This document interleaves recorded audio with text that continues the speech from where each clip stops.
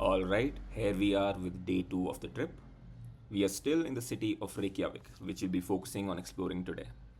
So come along with Winnie the Pooh and me as we walk through the city. Start the day off with breakfast at the hotel. The breakfast was fine, good non-veg options, decent veg options, nothing to complain about. So then the Ewok and me decided to go exploring and figuring out the nearby sites. As you can see, it is pretty cold outside. At that point of the day, it was around -4 to -5 degrees Celsius. Here we have the statue of Jón Sigurðsson, an Icelandic politician, a poet, a gentleman, and a scholar. His statue is located in Austurvöllur Square, which is famous for its proximity with the parliamentary buildings as well as the oldest church in Reykjavik. This is the spot to be, especially if you want to protest the Icelandic government. This place is a popular destination for people, especially during days with good weather. But as you can see, even in this cold weather, folks are out and about early in the morning. Here I am trying to figure out where we should head to next. And the destination that we decided on is none other than Tjörnin Lake. This beautiful lake is located right next to the Reykjavik City Hall and is famous for its juxtaposition of natural life existing within urban life, as well as the number of statues. It has 24 statues in its periphery. As you can see, the animals are not shy of humans, and despite that, they are all actively avoiding this grizzly bear out in the wild. After spending a few more moments getting rejected by the local wildlife, we decided to head back to the hotel to grab a quick cup of coffee and then finally hit the road. And off we go. If I look a little constipated in this clip, it is purely because I'm still trying to figure out the traffic rules and regulations of Iceland.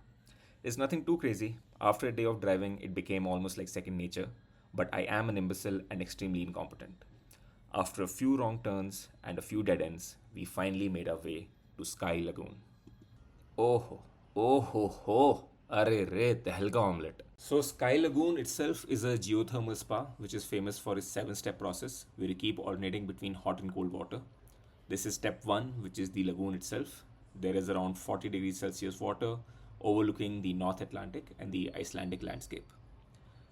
This is followed by a cold plunge, followed by a spa, followed by a cold mist, followed again by spa, and this keeps alternating on and on, finally ending with a proprietary body scrub and then their own locally sourced juice.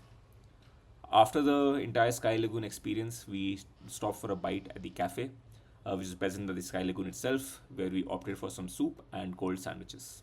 After that, we decided to go for FlyOver Iceland. So, FlyOver Iceland is like a 40x 10 to 15 minutes clip or a brief history of Iceland. To be honest, it's targeted more for kids, and this is something that you can skip, but if you have the time, worth checking out for sure. But what we discovered right behind FlyOver Iceland is this beautiful scenic landscape. If you take a still photo, especially of the moon that you'll see just right here, it looks like something right out of a painting. So we spent some time admiring the view, and after this, we decided to go shopping. And now we are driving to Laugavegur. Laugavegur is the single longest shopping street in Reykjavik, and we decided to do some window shopping before calling it a night. As we walked down the street, we got a little peckish and decided to look for some place to grab a quick snack. And that's when we came across Lukumas. Hanan, like the loser she is, decided to get some hot chocolate, and I, like the Viking I am, decided to get some ice cream in the frigid weather. But I made sure not to make any eye contact while I was having my ice cream. After Hanan was fed and watered, we spent a few more moments walking down the street. And then we decided it was time I earned myself a little beer.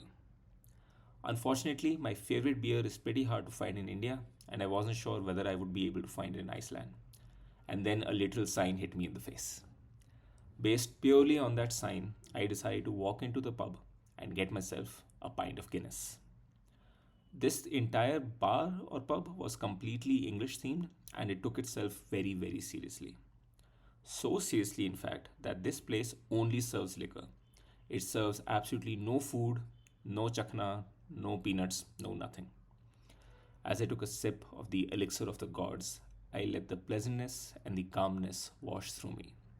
I forgot all about my weary travels, and I was just at one with the world. After a quick pint, Hanan and me decided to grab dinner before calling it a day. We found this beautiful restaurant very close to our hotel and decided to order a veggie burger with a side of apple cider for Hanan and floky sheep dung smoked whiskey and a plate of duck confit for myself.